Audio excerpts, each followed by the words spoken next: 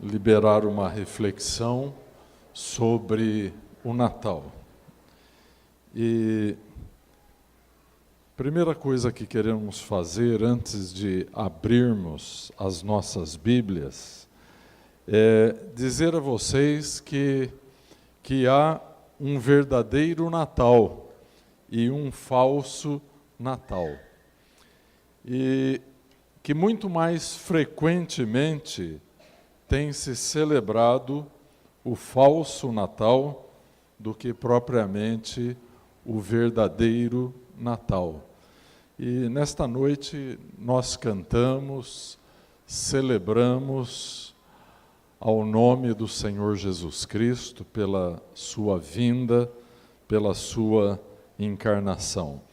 E nós queremos mover os nossos olhos nesta tarde, porque ainda não é noite, e nós queremos dar uma espiada na palavra de Deus, no plano de Deus, a respeito do verdadeiro Natal. Amém?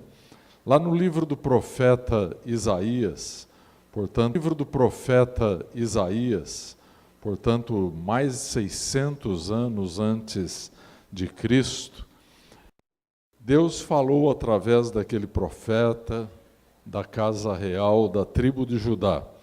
E ele disse: porque um menino nos nasceu, um filho se nos deu, e o principado está sobre os seus ombros, e o seu nome será maravilhoso, Conselheiro, Deus forte, Pai da eternidade, Príncipe da paz. Amém? Glória a Deus. No capítulo 7 do mesmo profeta Isaías, no versículo 14, diz assim: portanto, o mesmo Senhor vos dará um sinal. Eis que uma virgem conceberá, e dará à luz um filho, e será o seu nome Emanuel, que em hebraico nós sabemos quer dizer Deus conosco. Amém? Querido Pai, eis a Tua palavra que tem atravessado séculos e milênios, Senhor, e tem chegado a nós na revelação da luz do Teu Espírito Santo. Senhor, que nesta noite o nosso coração seja liberado, Senhor, no fluir da Tua graça, para que se desprenda de nós verdadeira gratidão, verdadeira adoração e verdadeira obediência cristã aos Teus propósitos eternos. Senhor, que plano extraordinário e maravilhoso Tu tens a respeito do Natal. Senhor, e perdoa-nos quando às vezes nos afligimos com as coisas da cultura deste mundo, Senhor, correndo atrás de coisas, de presentes, correndo atrás de comida, Senhor, e tantas outras coisas típicas da época, e que pouco ou nada tem a ver com o espírito verdadeiro do Natal. Senhor, ajuda-nos agora, por obra e graça de Teu Espírito Santo, a movermos os nossos olhos espirituais e olharmos a maravilha do Teu propósito, em nome de Teu Filho amado, Jesus Cristo. Amém. Amada igreja, vocês já imaginaram se Cristo não tivesse vindo? Pense por um minuto, por alguns segundos. Nada do que estamos fazendo aqui teria qualquer sentido. Provavelmente nós não estaríamos aqui. Provavelmente a maioria de nós não teríamos nem ao menos nascido. Não haveria salvação. não haveria esperança, não haveria um futuro. Mas louvado seja Deus que, na plenitude dos tempos, Ele veio. E a Bíblia usa essa expressão, plenitude dos tempos. O que quer dizer isso? Isto quer dizer que Deus esperou milênios para que o filho desse viesse no momento certo em que a raça humana estaria madura para receber a mensagem da salvação. E nesse tempo que a Bíblia chama de plenitude dos tempos, Deus havia dado através da história, porque a Bíblia diz que é Deus que constitui e que é Ele quem destitui os reis da terra. Então, o Império Grego, liderado por Alexandre o Grande, o Macedônio, havia trazido o mundo conhecido da época para debaixo de uma mesma cultura. Ele promoveu aquilo que os historiadores chamam de helenização do mundo antigo. Este grande império se dividiu em 4, como nós vemos na profecia de Daniel, e um outro império, como Deus mostrara a Daniel, se levantou e praticamente tomou conta do espólio, por assim dizer, do grande império grego. E este império foi o Império Romano.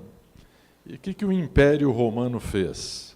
Com a divina permissão de Deus, ele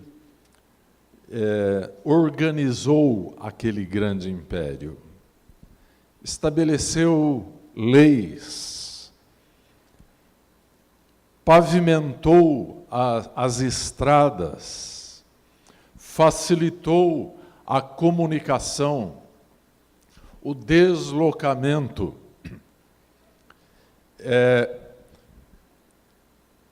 dominou o mar Mediterrâneo, que era chamado pelos romanos de o nosso mar. Então, os romanos estabeleceram aquilo que foi chamado a paz romana em todo o mundo antigo. Nós facilmente olhamos somente o lado negativo do Império Romano. A sua violência, as suas guerras que passam nos filmes, mas nós não vemos o trabalho de Deus por trás do Império Romano, forjando um mundo maduro para receber o Evangelho e para espalhar o Evangelho, a boa notícia. Então, este era o mundo romano. E Jesus vem e ele nasce nesse tempo em que a Judéia estava ocupada pelas legiões romanas.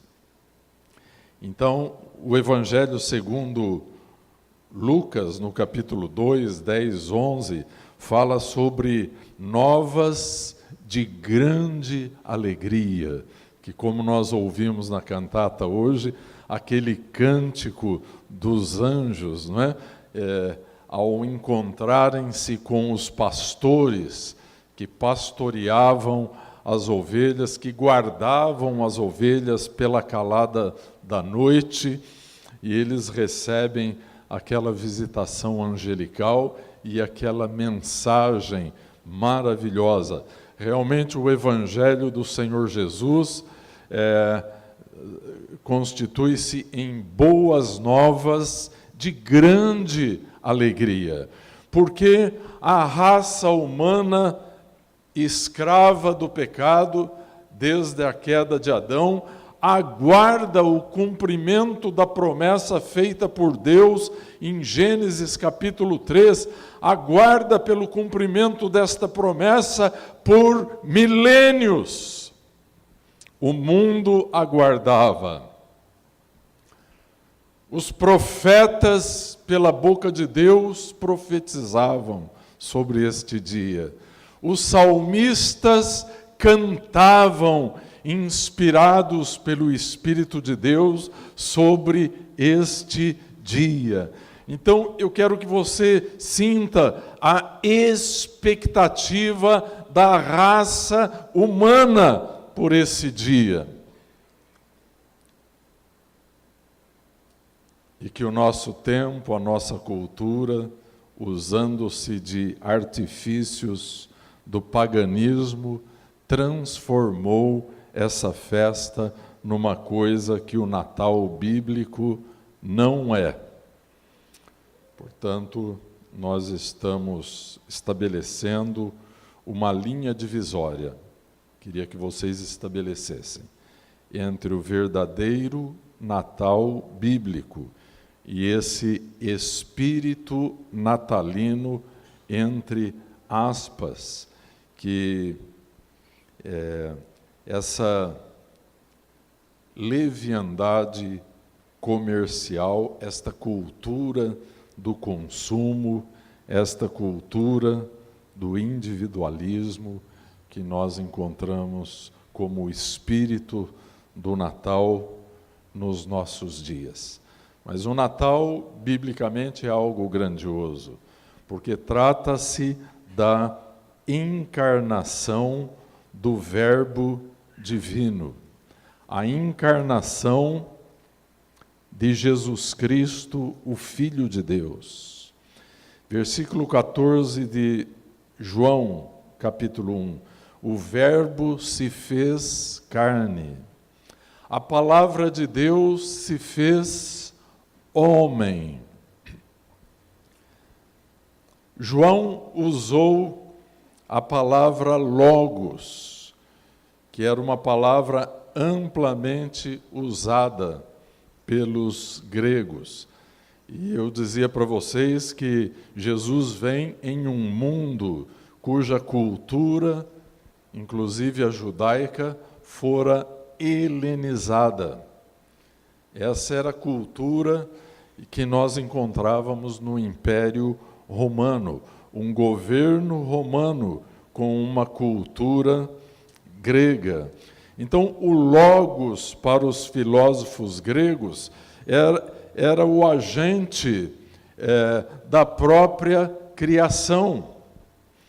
E exatamente aqui, João diz, no princípio era o logos, era o verbo, era a palavra de Deus. E o verbo estava com Deus, e o verbo era Deus. Ele estava no princípio com Deus. Todas as coisas foram feitas por Ele, e sem Ele nada do que foi feito se fez. Nele estava a vida, e a vida era a luz dos homens. O Espírito Santo aqui está falando do nosso Senhor Jesus Cristo, antes da encarnação. Mas houve um dia, bendito dia, em que Ele se fez homem. E este é o assunto de João aqui em seu Evangelho. Então houve um Natal de Jesus. E louvado seja Deus, porque houve, senão nós não teríamos salvação. A salvação seria apenas uma promessa longínqua, mas não teria realidade onde nós pudéssemos nos agarrar para prosseguirmos a nossa caminhada. Amém? E esta encarnação do Verbo foi motivada pelo mais puro amor e misericórdia de Deus para nos salvar. A encarnação de Deus é um ato incompreensível de humilhação, de sofrimento. É Deus descendo ao nível em que estavam os seres humanos caídos. Então Deus, como havia prometido desde a queda, e que Ele prometeu que a semente da mulher pisaria a cabeça da serpente, e que a serpente morderia o seu calcanhar. Haveria sofrimento da divindade. Deus, sendo um ser perfeito, sofreria por amor à sua criação. E Jesus vem, então, nasce como uma criança. O profeta Isaías descreve isso. Jesus cresceu como uma criança. O Evangelho segundo São Lucas narra alguma coisa sobre a infância de Jesus. Há alguns livros não canônicos, né? Isto é, que não foram considerados inspirados por Deus, que falam também alguma coisa sobre a infância de nosso Senhor e Salvador Jesus. Então, a Bíblia nos mostra que ao completar 30 anos, o Espírito de Deus o impeliu para o Rio Jordão para ser batizado por João Batista, seu primo, que fora levantado como a voz daquele que clama no deserto. Ele vem pregando o arrependimento, porque era tempo de voltar para o Senhor. Era tempo de arrependimento em Israel. O Messias prometido já estava ali. E João Batista foi muito honesto. Ele disse: eu não sou o Messias. Eu vos batizo com água, mas no meio de vocês está aquele que batiza com fogo e com o Espírito Santo. E de repente este mesmo de quem ele falava veio ao Rio Jordão para ser batizado. E João Batista era um profeta e ele não queria batizar Jesus. E Jesus disse a ele: convém que toda a lei se cumpra. E João então viu quando o Espírito Santo desceu sobre Jesus na forma corpórea como de uma pomba.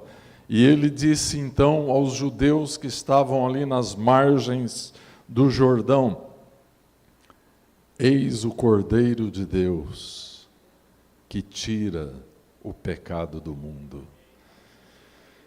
Até aquele momento, o pecado era apenas coberto pelas leis cerimoniais judaicas. E ano após ano, eles precisavam levar aqueles sacrifícios ao tabernáculo, ao templo. Mas eis que chega o cumprimento da promessa do Pai. Eis o Cordeiro de Deus que tira o pecado do mundo.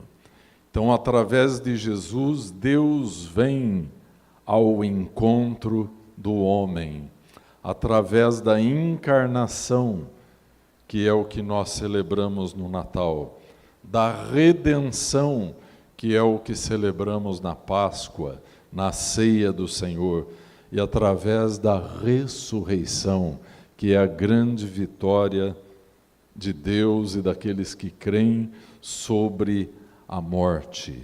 Amém? Então, o Natal de Jesus, a encarnação, a palavra de Deus eterna, se fazendo homem no tempo e no espaço, para redimir aqueles que estavam presos no tempo e no espaço. O Natal é uma revelação especial de Deus. Quando uma coisa é muito nova, né, uma notícia muito nova, nós dizemos que é algo inédito. É algo sem precedentes no passado. Portanto, o Natal de Jesus, usando esta palavra, é algo inédito. Inédito. Nada semelhante havia ocorrido no passado. Os homens tinham uma revelação geral de Deus, conheciam a vontade moral de Deus, mas não conheciam a Deus pessoalmente. Jesus mudou essa história. Jesus derruba a muralha de separação entre Deus e os homens. Há uma conversa muito interessante de Filipe com Jesus. E a conversa que consta no Evangelho demonstra que Filipe tinha muita intimidade com Jesus. E ele disse a Jesus: Senhor, mostra-nos o Pai e isso basta. Era tudo que ele queria. E Jesus disse: Filipe, eu e o Pai somos um. Quem me vê a mim, vê o Pai. Então, um dos propósitos da encarnação, e eu quero situar para vocês pelo menos 4. Um dos propósitos essenciais da encarnação é a revelação do Pai. Após o Natal de Jesus, a encarnação do Verbo, jamais poderemos alegar que Deus é uma palavra no nosso vocabulário teológico ou religioso. Após a encarnação, após o Natal verdadeiro, Deus tornou-se uma pessoa para nós. Amém? Aleluia. Então, o primeiro propósito da encarnação é a revelação do Pai. Nunca antes alguém havia tido uma revelação como essa. Foi Jesus quem a trouxe. O segundo propósito da encarnação foi lançar fora o pecado. A remoção do pecado. Não mais a cobertura do pecado, como ocorreu em toda a era do Antigo Testamento. 1 João 3,5 diz assim: Ele se manifestou para tirar os pecados. Lembrem o que João Batista disse: Eis o Cordeiro de Deus que tira o pecado do mundo. Meus irmãos, o pecado é coisa ruim, é coisa que mata. E é uma morte insidiosa, lenta e traiçoeira, porque a pessoa que morre pelo pecado, ela não está sabendo que está morrendo. E depois de morta, ela não sabe que está morta. Então Jesus se manifesta para tirar os pecados. Em terceiro lugar, Jesus se manifesta, ele vem como homem. João diz que ele tabernaculou com os homens. Ele residiu com os homens para destruir as obras do diabo. Sabe que o diabo tem obras consolidadas neste mundo que precisam ser destruídas. Então Jesus vem e ele destrói a morte pelo poder da vida, ressurgindo dentre os mortos. Em 1 João 3,8 diz: para isso se manifestou o Filho de Deus, para destruir as obras do diabo. Ele destrói a escuridão pelo poder de sua luz. Disse João em seu evangelho: nele estava a vida, e a vida era a luz dos homens. Ele destrói o ódio pelo poder do amor. Jesus fez isso em todo o seu ministério. Amém? E em quarto propósito da encarnação é estabelecer o reino de Deus aqui neste mundo. Mas você poderia dizer: mas eu não vejo que o reino de Deus já está neste mundo. Mas eu diria para você, ele está. Ele não está por aí, mas ele está aqui. Põe a sua mão assim. Ele está dentro. Amém? Quando da segunda vinda de Jesus, e que o Apocalipse nos revela, que o Jesus da segunda vinda, não mais como cordeiro, como servo sofredor, mas ele voltará como juiz. O apóstolo João era o apóstolo mais íntimo de Jesus.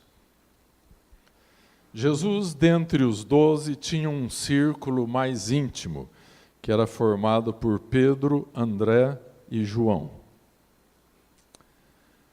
E João era o mais chegado, que era conhecido como o discípulo amado. Curiosamente, João era o mais jovenzinho de todos os apóstolos. Alguns historiadores dizem que ele começou a seguir a Jesus quando tinha somente 16 anos. Não sabemos se isso é um fato, mas dizem os historiadores. E João, quando teve a revelação do Apocalipse na ilha de Patmos, e ele viu a Jesus, nós poderíamos pensar que, por causa da intimidade que ele teria, ele correria para Jesus, abraçaria Jesus. Mas o que acontece? Ele vê a Jesus em sua glória, em sua majestade, como o rei juiz que está voltando. E ele cai aos pés de Jesus como se estivesse morto.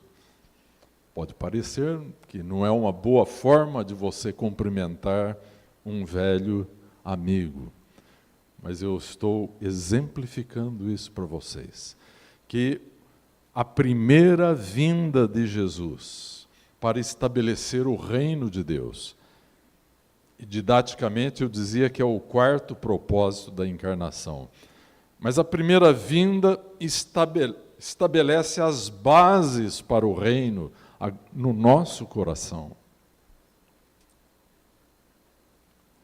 Na segunda vinda, este reino se estabelecerá sobre as nações. Amém?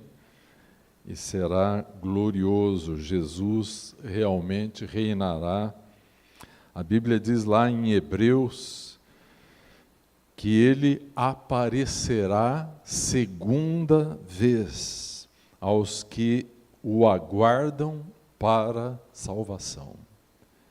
Então, a primeira vinda estabelece já a previsão para a segunda.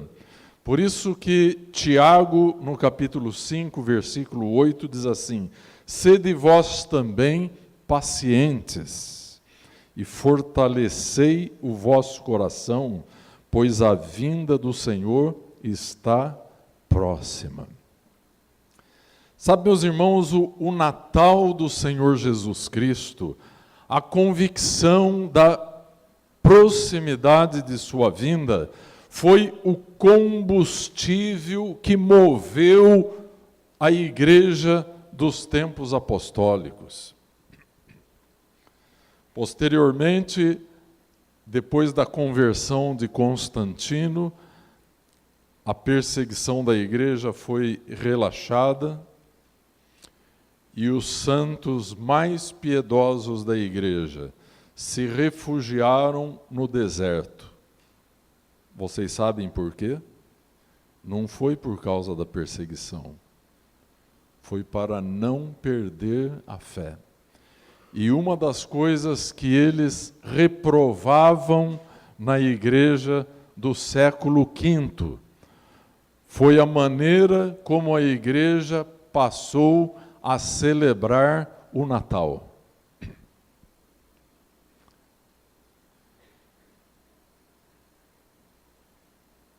E eu quero que você celebre o Natal.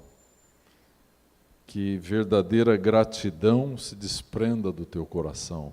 Que você fale do Natal de Jesus para os seus irmãos, para os seus filhos, para os seus netos. Mas não este Natal cultural que está sendo celebrado.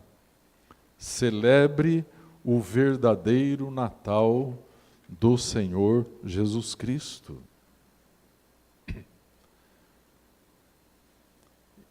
Esse Natal que as pessoas estão celebrando, meus irmãos, vamos começar pela data do dia 25 de dezembro. Não é bíblica. Não tem nenhum versículo na Bíblia que se refira a isso. Tem versículos da Bíblia que apontam para o contrário. Diz que os pastores encontravam-se no deserto, no campo, com as ovelhas. Jamais isso poderia acontecer no inverno. Somente poderia acontecer no outono. Mais precisamente no mês de outubro ou começo de novembro. De maneira que, se nós pudéssemos, à luz da palavra de Deus, arriscar uma data para o Natal, o nascimento de Jesus teria ocorrido muito provavelmente no mês de outubro. E vou dar uma dica para vocês, que nós sempre ensinamos isso, o pastor Nê muitas vezes fala, que todos os acontecimentos redentivos estão associados a algumas das festas ordenadas por Deus que nós encontramos no Antigo Testamento, especificamente nos 5 primeiros livros da Bíblia. Mas a única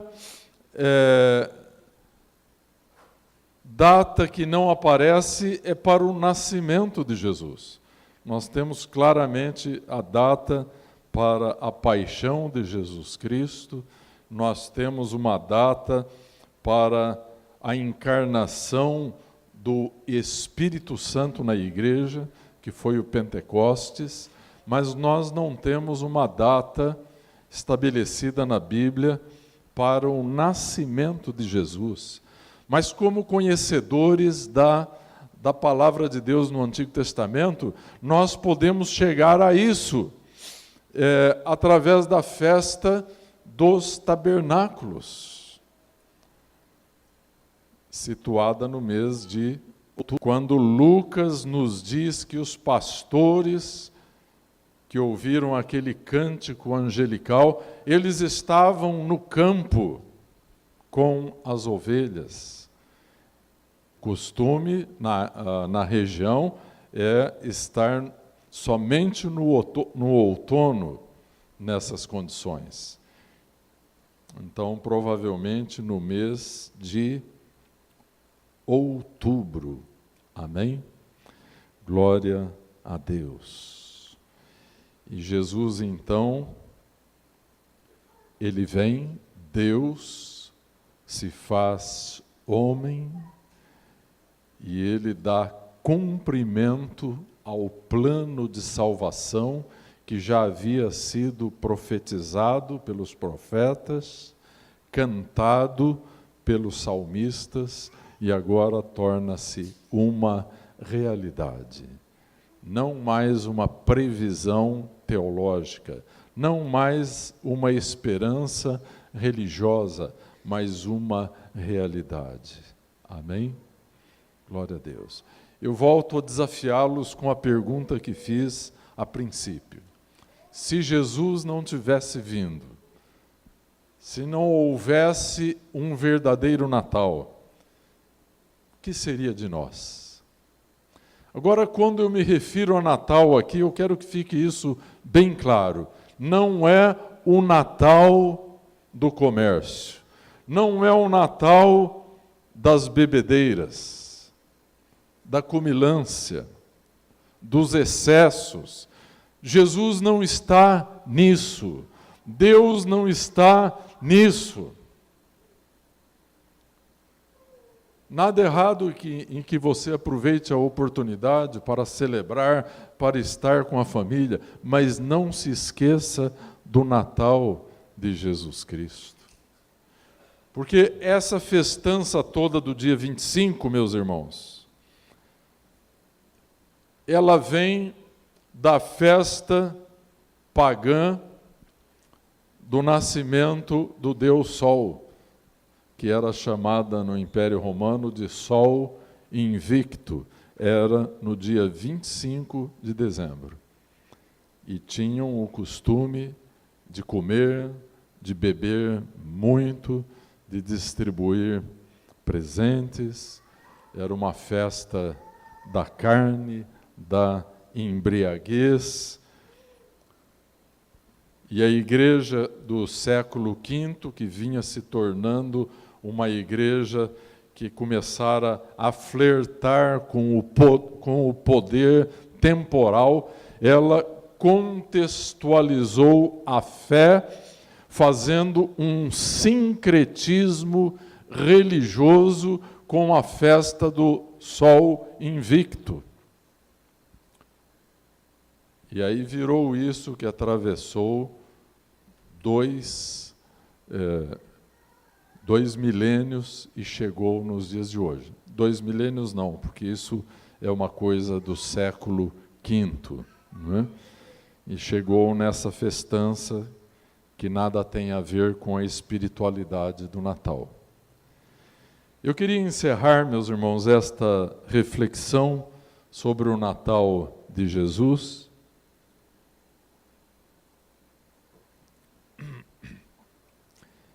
lendo para vocês 3 frases. Eu li, nesses anos todos da minha vida, eu li muita coisa diferente sobre o Natal. Vocês sabem que diferentes escritores, cristãos e não cristãos, escreveram sobre o Natal.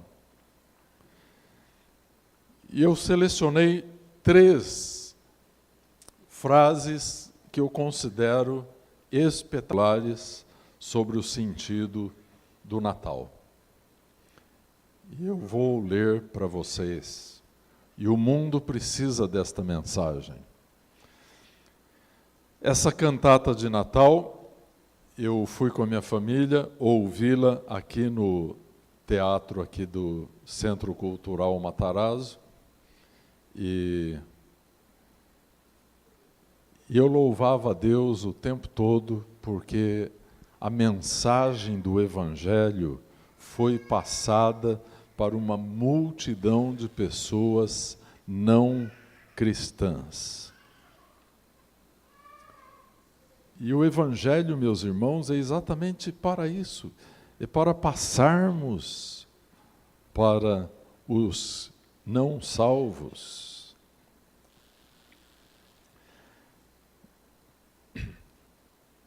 E você que é membro desta igreja, nesta noite, nesta tarde ainda, você poderia ter trazido os seus parentes, os seus vizinhos, os seus amigos, para ouvir a mensagem do Natal cantada, a mensagem do Natal pregada. Nós precisamos viver de tal maneira que sejamos missionários de Deus, que nós estejamos aqui para propagar a esperança. Por que as pessoas no Natal vão comer e vão se embriagar? Muitos vão se matar no trânsito, porque não tem esperança. Mas a esperança está em nós. O reino está em nós. Jesus está em nós. Então, há esperança. Amém? Então, vou citar para vocês um cristão do século II, chamado Silésios. Ele dizia: ainda que Cristo nasça 1000 vezes em Belém, se não nascer dentro de ti, tua alma segue extraviada. Olharás em vão a cruz do Gólgota, enquanto ela não se erguer dentro de ti mesmo. Agora vamos pular para o século XIX. E eu vou citar uma frase do muito conhecido pregador do Tabernáculo Metropolitano de Londres, conhecido como o príncipe dos pregadores, Charles Haddon Spurgeon. Ele dizia: Cristo é o grande fato central na história do mundo. Tudo olha para frente ou para trás a partir dele. Todas as linhas da história convergem para ele. Todos os grandes propósitos de Deus culminam nele. O maior e mais momentoso fato que a história do mundo registra é o fato de seu nascimento. Amém? Essa frase está carregada de significado da importância do Natal. Agora vou citar a frase de um monge do século XX, chamado Thomas Merton. Ouça com atenção. Ele diz assim: o mistério do Natal, portanto, nos impõe uma dívida e uma obrigação para com os demais homens e para com todo o universo criado. Nós que vimos a luz de Cristo, somos obrigados pela grandeza da graça que nos foi dada, a tornar conhecida a presença do Salvador até os confins da terra. Isso faremos, não só pregando a boa nova de sua vinda, mas, sobretudo, revelando-o em nossas vidas. Cristo nasceu hoje para nós, de maneira a poder manifestar-se ao mundo através de nós. Esse dia é o do seu nascimento, mas todos os dias de nossa vida mortal devem ser sua manifestação, sua divina epifania no mundo que ele criou e redimiu. Amém? Glória a Deus. Querido Pai, recebe a nossa gratidão, o nosso louvor, Senhor.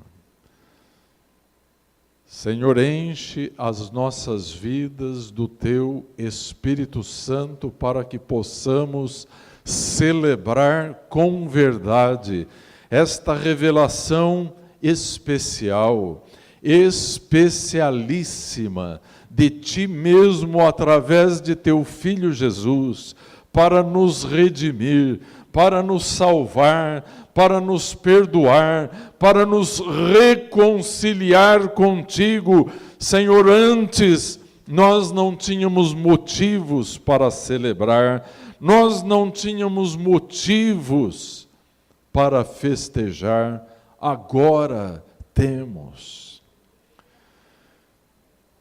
Senhor, outros que festejarão nestes dias, a maioria não tem motivos para festejar.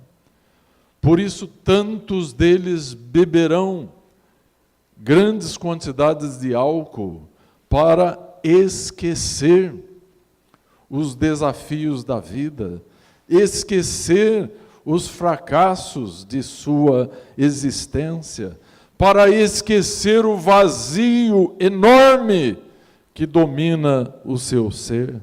Ó Deus, mas nós somos o povo a quem o Senhor alcançou. Nós temos motivos para celebrar, para agradecer. Nós temos motivos para agradecer. Nós temos motivos para cantar o Natal, Senhor. Como fizemos aqui nesta noite, Jesus é o nosso motivo. Bendito seja o Senhor para sempre e eternamente. Queremos celebrar, como disse aqui o Thomas Merton, Senhor. Queremos dizer, Senhor, eis aqui a nossa vida para manifestar ao Senhor Jesus Cristo aqui nesta terra. Para sermos, Senhor, uma epifania de Jesus Cristo neste mundo perdido, mas um mundo que o Senhor está redimindo através de sua igreja. Recebe a nossa gratidão, Senhor. Senhor, não nos permita celebrarmos o Natal como os outros celebram, Senhor. Ajuda-nos a celebrarmos o Natal de nosso Senhor e Salvador Jesus Cristo. Amém. Eu não sei se é possível, mas eu gostaria de encerrar este culto com o coral cantando para encerrarmos. É possível reunirmos aqui o coral? Eu gostaria que nós terminássemos esta celebração cantando. Amém? Foi muito bonito ouvi-los e nós queremos ouvi-los novamente. Então, vamos nos colocar de pé, eu vou orar, vou abençoar a igreja, depois nós vamos nos assentar novamente e vamos ouvir, vamos cantar, vamos celebrar o Natal de nosso Senhor e Salvador Jesus.